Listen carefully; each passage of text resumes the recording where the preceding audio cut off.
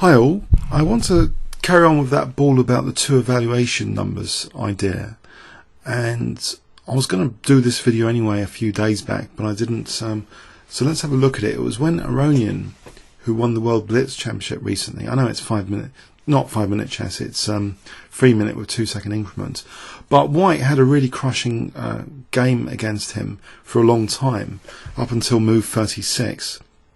White was Pavel Eljanov, 2742, and he completely massacred Aronian in the opening. Aronian's got this past C pawn though. Okay, now you can see the engine evaluations here, it's +5. So this is what I mean, it's these situations which are dangerous for humans to have to play only moves, but computers just, they're cold, clinical, single evaluation number +5 here. So would you take the black pieces? You know, how could White, who's 2742, mess this up? Well, there comes C3, so potentially, you know, there's danger here. C2 and C1, you know, like the over the board game I lost recently as well. These dangerous pesky passed pawns. Okay, so White took on E6. Fine. Now King D7 was played by Aronian, and here, you know, it's still, as you can see, it's +5 according to Rx6. Sorry, this laptop's a bit poxy. I'm only using not very good engine here, but this is definitely, when I checked on other computers, it's definitely, you know, massively favourable for White. A pawn count 2, 3, 4, 5 against 2. So White, believe it or not, is 3 pawns and the exchange up. How could Aronian have possibly won this position against a 2742? Well, in this position, Rook ED6 check was played. Fine. Okay, the king is driven to C8. But it's here that you'll see precision is needed, because look at this gulf between the +503, the +503, and the third candidate, Bc6, which was actually the move played, Rook B to C6, which, you know, seemingly intuitively puts a hold on C2, but actually is not that great, because C2 could be played anyway, offering up the bishop, because then C1 queening. So there's a big gulf here between the first two candidate moves, so at +5. Now, why are these at +5 and this one at +1.59? Would you say this position is easy to play? No, because there's actually, without these two top two, White's advantage isn't such a big deal. Now, what is the point of Rook G6? If we follow this through, the point is actually kind of subtle, that actually check is threatened, and then E6, so allowing this seemingly lethal move C2, it actually fails in this position. And I wonder if you can actually visualize why exactly it fails. I've obviously given you the first couple of moves there, so could you actually, if I give you 20 seconds to check this position out, can you see why C2 would be failing here? What is White's actual refutation?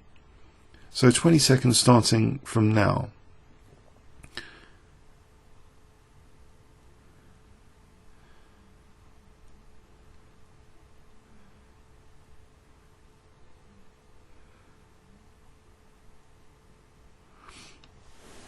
Okay, let's follow it through. I'm having difficulty visualizing it myself actually. So C2, in this position after Rook G6, C2, if C2 had been played here, Rook G8 check, King D7, and we have this move E6 check, now King E7. Now Rook G7, which forces basically the king to try and protect the rook, because otherwise Rook takes C7 and the pawn, you know, maybe Rook takes C1 can be played. So actually here, though, you know, black would be a bishop up there. So actually that's not good enough to in this position. There's actually a mate in 3 with check, and in this position mate in 2, check, and then mate. Okay, so the point is, that the passed pawn scenario is one such specific scenario, I would say, where the trickiness of the position to play precisely increases. Also, when your king's under fire, when you're being attacked, the trickiness of the position increases.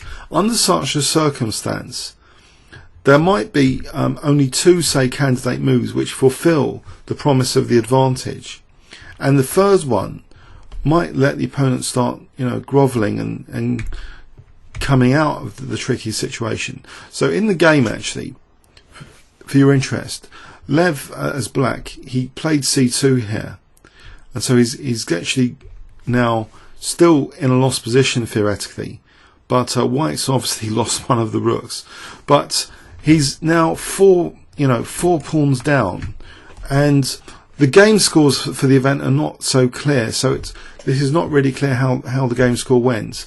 But I'll just follow this through. White actually managed to make further blunders to mess up this position. To actually now it's just plus 1.16, and it gets worse once these pawns are kind of blockaded. Then actually the position magically transforms because white overstepped. He had to play accurately here. Again, in this position, to keep the advantage, he did play actually the move King F3. Okay, so we can see he's got an over 1 advantage, but here apparently H6 is not accurate. So again, we see G6 being more accurate for a 1.28. Now after H6, for some technical reason, well, I think it's actually simply the blockade with King F5. It cuts the king out of these squares, and then black has time for maybe Bishop D4 to defend against this H pawn queening. So again, white messed up with H6. So also there's Rook H2 as well first. So King F5 is an available move. Bishop D4 as well, guarding against H8. But King F5 is coming up as a major threat. So once King F5 is in, the pawns are blockaded, and now the pawns are getting snapped off. Both pawns are lost, and somehow Aronian, I think, he managed to win this. I'm not sure. I thought this might be drawing in a lot of situations, rook and bishop against rook, and he managed to win that. So let's go back. So white in this Grandmaster game, between two 2700 pluses, Aronian over 2800, white had such a crushing position, probably the most crushing position Aronian had faced, and still managed to survive and win, if it wasn't like a win on time.